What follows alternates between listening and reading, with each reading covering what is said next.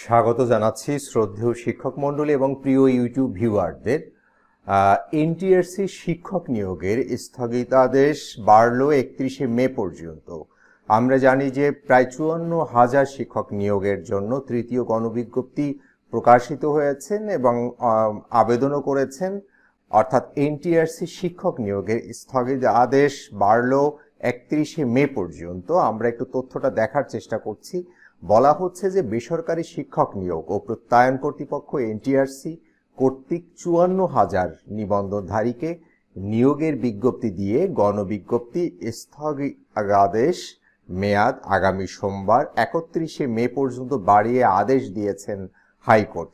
রোববার অর্থাৎ 23 মে এনটিআরসি এর আবেদনের পরিপ্রেক্ষিতে বিচারপতি মামুনুর রহমান ও বিচারপতি খন্দকার দিলারুজ্জামানের হাইকোর্ট বেঞ্চ এই আদেশ দেন।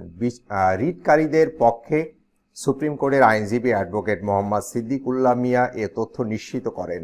31শে মে এনটিআরসি কর্তৃক 1 থেকে 12তম নিবন্ধনধারীদের মধ্যে রিটকারীদের এমপিওভুক্ত বেসরকারি শিক্ষা প্রতিষ্ঠানের নিয়োগের পরবর্তী আদেশের দিন ধার্য করেছেন আদালত।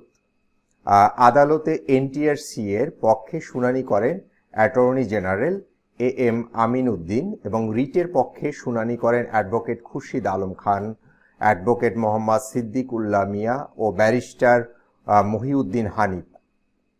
এর আগে বৃহস্পতিবার 20 মে বেসরকারি শিক্ষক নিবন্ধন ও প্রত্যয়ন কর্তৃপক্ষ এনটিআরসিএ কর্তৃক 1 থেকে 12তম নিবন্ধনধারীদের পরীক্ষায় উত্তীর্ণ প্রায় 1,500 চাকরি প্রার্থীকে এমপিওভুক্ত বেসরকারি শিক্ষা প্রতিষ্ঠানে নিয়োগের সুপারিশের জন্য বেঁধে দেয়া 7 কর্মদিবসের বিষয়ে ব্যাখ্যা দিয়ে সুপারিশের অগ্রগতি হলফনামা আকারে জমা দেওয়ার বিষয়ে শুনানির দিন নির্ধারিত ছিল। ওই দিন এই আবেদনের উপর শুনানি ও আদেশের জন্য দিন ধার্য থাকলেও শুনানি হয়নি। এ কারণে আদালত পরবর্তী দিন ধার্য করেছেন। ওই দিন আদালতে আবেদনকারী শিক্ষকদের পক্ষে শুনানি করেন অ্যাডভোকেট খুরশিদ আলম খান, অ্যাডভোকেট মোহাম্মদ সিদ্দিকুল্লাহ মিয়া ও ব্যারিস্টার মহিউদ্দিন হানিফ। শিক্ষা মন্ত্রণালয়ের পক্ষে ছিলেন অ্যাটর্নি জেনারেল ও সুপ্রিম কোর্টের জ্যেষ্ঠ আইনজীবী এম আমিন উদ্দিন। রিটে বেসরকারি শিক্ষক নিবন্ধন ও প্রত্যয়ন কর্তৃপক্ষের এনটিআরসি এর পক্ষে আইনজীবী ছিলেন অ্যাডভোকেট ফারুক হোসেন ও অ্যাডভোকেট কামরুজ্জামান ভুইয়া। এর আগে গত 6 মে হাইকোর্টের একই বেঞ্চ ভার্চুয়াল বেঞ্চে এনটিআরসিএ কর্তৃক 1 থেকে 12তম নিবন্ধন পরীক্ষায় উত্তীর্ণ প্রায় 1,500 চাকরি প্রত্যাশীকে এমপিওভুক্ত বেসরকারি শিক্ষা প্রতিষ্ঠানে নিয়োগের সুপারিশের জন্য 7 দিন সময় দিয়েছেন হাইকোর্ট। একই সঙ্গে 54,000 নিবন্ধনধারীকে নিয়োগ দিয়ে জারি করা গণবিজ্ঞপ্তি 1 সপ্তাহের জন্য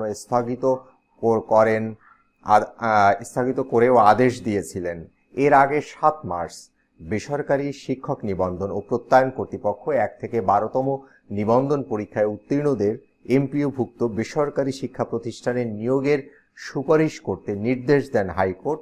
15 দিনের মধ্যে এনটিআরসি এর চেয়ারম্যানকে এ নির্দেশ বাস্তবায়ন করতে বলা হয়। তাহলে মোটামুটি আমরা যে তথ্য পাচ্ছি সেই তথ্য অনুযায়ী গণবিজ্ঞপ্তির বলা যায় যে আবেদন সমাপ্ত হয়েছে। এখন যারা আবেদন করেছেন তারা রেজাল্টের অপেক্ষায় আছেন এবং এনটিআরসি থেকে যে বিষয়টা বলা হচ্ছিল সেটা হচ্ছে যে মে মাসের মধ্যেই রেজাল্ট দেওয়া হবে এবং নিয়োগের জন্য সুপারিশ প্রদান করা হবে এবং সেই এর পরে হয়তো এনটিআরসি রেজাল্ট এবং নিয়োগের রেজাল্ট দিতে পারবেন এবং নিয়োগের জন্য সুপারিশ করতে পারবেন। তাহলে এনটিআরসির এই নিয়োগ সংক্রান্ত কোনো তথ্য পেলে আমরা সঙ্গে সঙ্গে আমাদের ইউটিউব চ্যানেলে জানিয়ে দিব। তাহলে আজকে এ পর্যন্তই। সবাই ভালো থাকুন, সুস্থ থাকুন। আল্লাহ হাফেজ।